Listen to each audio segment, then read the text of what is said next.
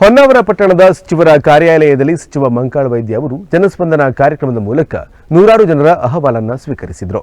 ಪಟ್ಟಣದ ಸಚಿವರ ಕಾರ್ಯಾಲಯದಲ್ಲಿ ಮೀನುಗಾರಿಕೆ, ಬಂದರು ಮತ್ತು ಒಳನಾಡು ಜಲಸಾರಿಗೆ ಸಚಿವರು ಹಾಗೂ ಜಿಲ್ಲಾ ಉಸ್ತುವಾರಿ ಸಚಿವರಾದ ಮಂಕಾಳ ವೈದ್ಯ ಅವರು ಶನಿವಾರ ಜನಸ್ಪಂದನ ಕಾರ್ಯಕ್ರಮದ ಮೂಲಕ ನೂರಾರು ಜನರ ಅಹವಾಲು ಸ್ವೀಕರಿಸಿದರು.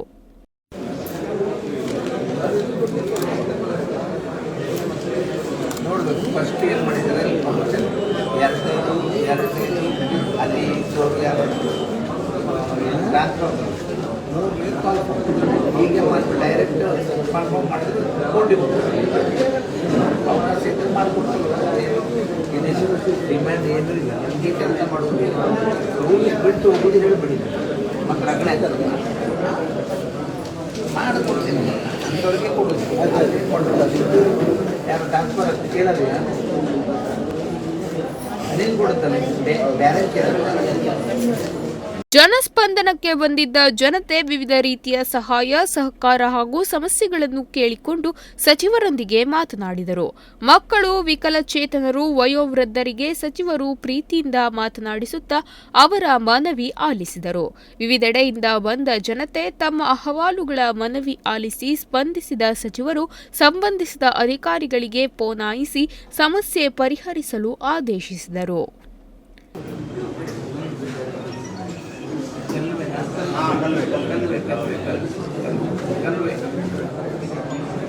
ಕಲ್ಲುವೆ ಏನಾಗುತ್ತೆ, ಬಸ್ ಬಿಟ್ಟೇ ಬೇಕು, ಏನು ಬಂದರೆ ಎಷ್ಟು ದಿನ ಬೇಕು ಅಂದರೆ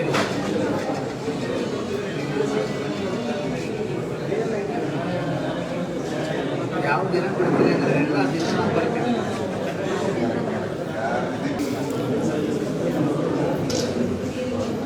ಕೊಡಲಿಲ್ಲ ಬಳ್ಕೋರ ಇಲ್ಲೇ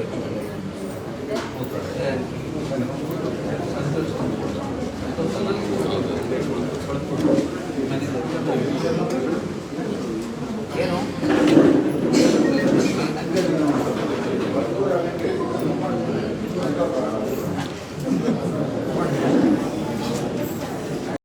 ಜನಸ್ಪಂದನದಲ್ಲಿ ಜನರಿಂದ ಬಂದ ಕೆಲವಷ್ಟು ಮನವಿ ಹಾಗೂ ಬೇಡಿಕೆಗಳಿಗೆ ಸ್ಥಳದಲ್ಲಿಯೇ ಸಚಿವರು ಸ್ಪಂದಿಸಿದರು. ಇನ್ನು ಕೆಲವಷ್ಟನ್ನು ಶೀಘ್ರವಾಗಿ ಮಾಡಿಕೊಡುವ ಭರವಸೆ ನೀಡಿದರು. ಶಾಸಕನಾಗಿದ್ದಾಗಲೂ ಜನರ ಜೊತೆ ಇದ್ದೇನೆ, ಸಚಿವನಾದ ಮೇಲೂ ಜನರ ಜೊತೆ ಇರುತ್ತೇನೆ. ಜನರ ಕಷ್ಟಕ್ಕೆ ಸ್ಪಂದಿಸುವ ಸಲುವಾಗಿಯೇ ಜನಸ್ಪಂದನ ನಡೆಸುವುದು.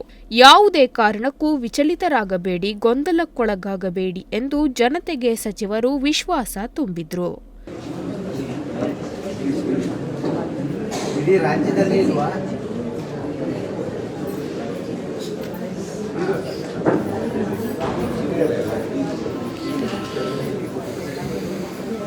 ಅವರು ರೈತರ ಕಥೆ ಗೊತ್ತಲ್ಲ ನನಗೆ, ಅವ್ರಿಗೆ ಏನು ಬೇಕು, ಯಾವ್ದು ಆಗ್ತದೆ ಸರಿ ಅಂತೇಳಿ ಅವ್ರಿಗೆ ಗೊತ್ತಿರ್ತದೆ, ಅದೇ ಬೇಕು.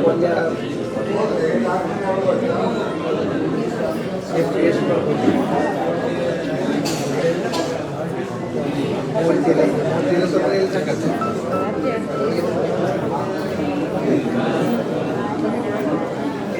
ಯಾವ ಸಿಗ್ತದೆ ಹೋಗ್ಬಿಟ್ಟಿಲ್ವಾ?